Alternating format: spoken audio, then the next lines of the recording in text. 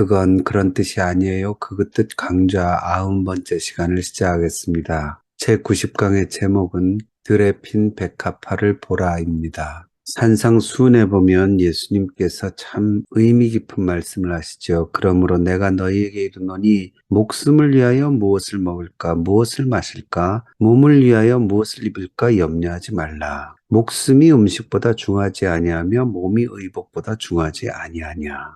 이 전반부는 어렵지 않아요. 뭘 먹을까, 뭘 마실까, 뭘 입을까, 이걸 염려하지 말라는 것은 이 땅에서 물질적인 삶에 집착하지 말라는 의미입니다. 그리고 한 걸음 더 나가서 이걸 하나님의 길을 쫓는 자들에게는 하나님께서 채워주실 거라는 약속으로 이어집니다. 그런데 그 후반부에 목숨이 음식보다 중하지 아니하며 몸이 의복보다 중하지 아니하냐, 이 부분은 알듯하면서 아리송한 부분입니다. 뭐가 중요하다는 겁니까? 목숨과 몸이 음식과 의복보다 더 중요하다. 그래서 한 걸음 더 들어가면 뭡니까? 너희가 진짜로 신경 써야 될 것은 네 몸과 네 목숨이지 음식과 의복이 아니다. 음식과 의복은 물질적인 거죠. 물질적인 것에 집착하는 것, 그걸 예수님이 금지하신 겁니다. 사람은요, 힘들어도 물질에 집착하지요. 근데 넉넉해도 물질에 집착합니다. 그래서 정말 먹고 살 게 없고 입을 게 없는 사람들은 뭘 먹을까, 뭘 입을까. 지금 우리나라는 그 시대는 지나긴 했지만 그럼에도 이 가장 기본적인 생활에 필요한 것들 때문에 허덕허덕 해보신 분들은 아실 겁니다.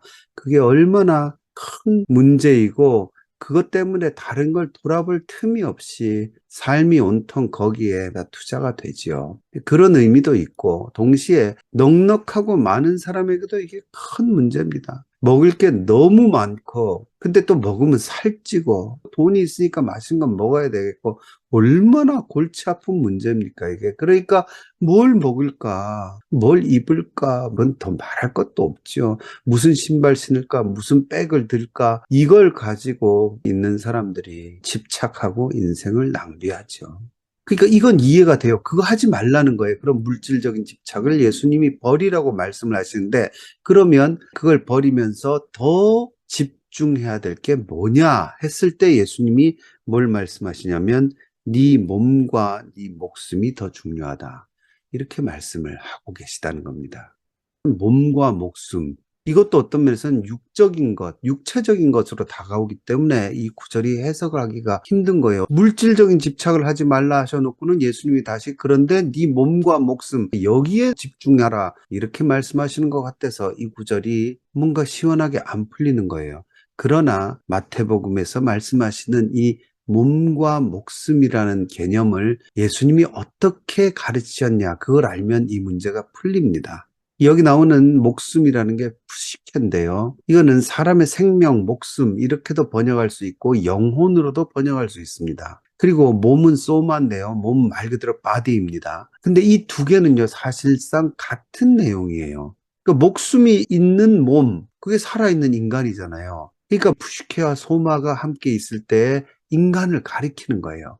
쉽게 말해서 목숨을 중시 여기고 몸을 중시 여기라, 여기에는 무슨 의미가 있냐면 너 자신, 너 자체를 중시 여기라는 겁니다. 근데 이거는 요즘 그런 가르침이 굉장히 많지요. 네가 중요하다. 너를 소중히 여기라. 네가 가는 곳이 길이다. 너가 소중하다고 얘기해 줄수록 사람들이 되게 좋아해요. 근데 그러기 때문에 너에게 투자해라. 네가 좋은 거 사 먹어라. 네가 좋은 거 입어라. 이렇게 나가요. 그래서 좋아하죠, 사람들이. 근데 이거는 예수님의 가르침과 달라요. 예수님은 너 자신을 소중히 여기고 거기에 집중하기 위해서 뭘 먹을까 마실까 입을까를 집중하지 말라 하시는 거예요. 네 자신에게 물질적인 투자를 내서 너를 위하는 게 아니고 다른 길이 있다는 겁니다. 그 다른 길이 진짜 너를 위해서 투자하고 집중해야 할 일이라는 겁니다. 그럼 그게 뭘까요? 마태복음 10장 28절에 몸은 죽여도 영혼은 능히 죽이지 못하는 자들을 두려워하지 말고 몸과 영혼을 능히 지옥에 멸하실 수 있는 이 하나님 아버지죠. 그 하나님을 두려워하라. 근데 이때 몸 나오고 영혼이 나오죠. 이 몸이 소마고요. 영혼이라고 번역했는데 이게 아까 산상수훈에 나오는 것과 똑같은 푸시케입니다.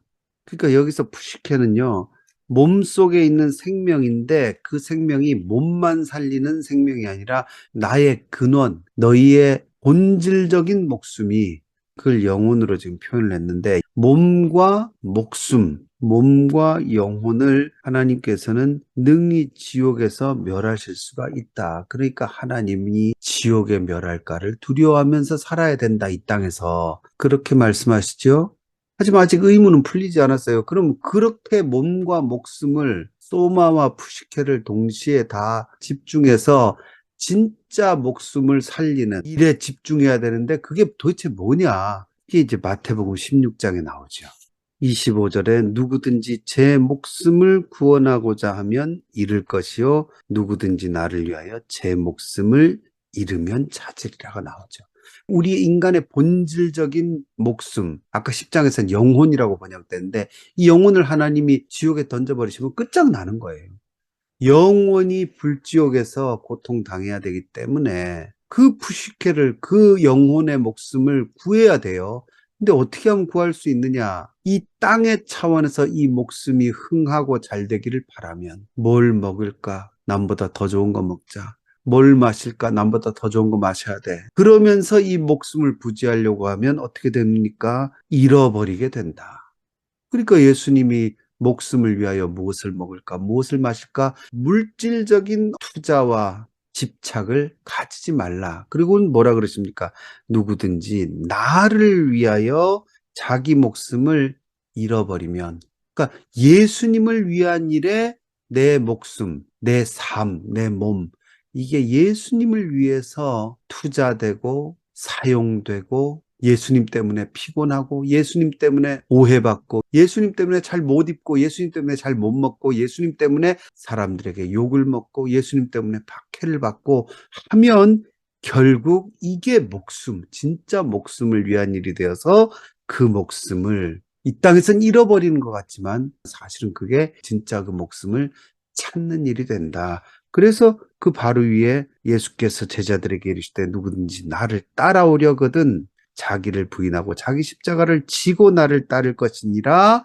이게 곧 제 목숨을 구원하고자 하면 이 땅에서 뭘 먹을까 마실까 물질 집착으로는 잃어버리지만 누구든지 나를 위하여 제 목숨을 잃으면 십자가를 지면 예수님의 길을 걸으면 예수님을 위해서 내 삶이 조금이라도 예수님의 나라를 위해 쓰임 받기를 원하는 마음으로 살아가면 찾게 된다. 그러면서 사람이 만일 온 천하를 얻고도 제 목숨을 잃으면 무엇이 유익하리요? 온 천하를 얻는 게 뭡니까? 남보다 더 잘 먹고, 더 잘 마시고, 더 잘 입는 거잖아요. 그러나 거기에 집착해서 그걸 얻었다 해도 결국 몸과 영혼을 지옥에 멸하시는 하나님 앞에서 그 목숨을 잃어버리면 무엇이 유익하리요? 사람이 무엇을 주고 제 목숨과 바꾸겠느냐? 그러니까 어떻게 해야 됩니까? 예수님의 십자가를 사랑하고 예수님의 길을 위하여 내 삶이 쓰임받고 사용되는 자가 진짜 주님 앞에서 생명을 얻는 자가 될 것이다. 그래서요, 참 재밌는 게 있습니다. 이 말씀을 하시면서 산상수훈에서 예수님이 뭐라 그러시냐면 또 너희가 어찌 의복을 위하여 염려하느냐 하시면서 들의 백합화가 어떻게 자라는가 생각하여 보라. 수고도 아니하고 길쌈도 아니하느니라. 그러나 내가 너희에게 말하노니 솔로몬의 모든 영광으로도 입은 것이 이 꽃 하나만 갖지 못하였느니라. 정말 멋진 말씀이지 않습니까? 그 찰스 황태자가 이제 왕이 되는 백관식을 치르면서 정말 황금빛이 번쩍번쩍하는 그 왕관과 그 짝대기와 그 왕복을 입는데 그 옆에 왕비가 되는 부인도 그걸 입고 그 왕좌에 이제 둘 다 앉는데 이 말씀이 생각이 나더라고요. 그 번쩍거리는 것 안에서 예수님이 가르치신 게 들의 백합화. 그건 뭡니까? 내 몸과 내 목숨을 위하여 물질적인 먹을 것과 마실 것과 입을 것을 생각하는 사고 방식이 이제는 뭘 바라보는 걸로 바뀌냐면 백합화를 기르는 하나님의 손길을 바라보는 이 영적인 변화지요. 이 놀라운 변화로 예수님이 이끄시는 거예요. 물론 이 백합화가 지금 우리가 보는 이 하얀 백합화 그건 아닙니다. 원래 뜻으로 하면 들꽃입니다. 이스라엘 들판에 그 당시에 피던 많은 꽃들을 예수님이 지금 상기시키시면서 말씀하시는 거예요. 그 들에 핀 꽃들, 그 꽃들 하나하나가 여러분 얼마나 아름답습니까?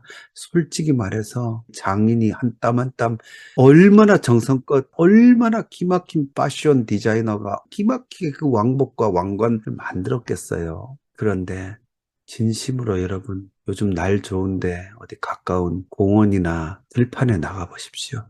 거기 피어있는 하나님이 꽃피게 하신 그 들꽃들, 이름 모를 꽃들, 가을의 코스모스, 메밀꽃 피신 거 보셨습니까? 기가 막히죠. 하나님의 손길로 피어난 이 들에 핀 꽃들, 오늘 있다가 사람들이 쓸모없다고 다 낫으로 비어서 아궁에다 던져버리는 그런 꽃이 사실은 영의 눈이 뜨인 사람에게는 그 안에 역사하신 하나님의 손길이 보이고 그게 이 땅에 있는 자들의 절정 아닙니까, 여러분? 왕의 옷, 솔로몬의 입은 것. 오늘날 영국 왕이 입고 대관식을 하는 그런 옷, 그거보다 오늘 있다가 내일 아궁이에 던져진 이 들꽃 하나도 세심하게 아름답게, 그리고 실제적으로도 더 아름답잖아요. 그 아름다움을 거기에 집어넣으시는 하나님의 손길을 바라보고 그분의 나라의 영원한 삶을 바라보고 오늘 내 목숨을 위하여서 뭘 먹을까 마실까 입을까 물질적인 집착이 아니라 어떻게 이 목숨을 이 몸을 예수님을 위해 사용할까 이렇게 고민하면서 살아간 자들의 눈에 예수님이 계안을 주시는 거죠. 들에 핀 백합화를 보라. 그 꽃 속에 담긴 하나님의 보살피심을 보라. 너희는 그 들꽃보다 얼마나 더 귀한 존재냐. 하나님께 너를 맡기고 주를 위한 길, 하나님의 나라를 위한 길을 걸어가라. 그것이 가장 아름다운 솔로몬의 영광과 솔로몬의 왕복보다 영국 대관식에 있는 그 어마어마한 황실의 재산과 아름다운 왕관과 옷보다 더 아름다운 나라를 물려받게 되는 길이다. 예수님께서 지금 그렇게 말씀하고 계시죠. 저는 참 이 말씀이 좋습니다.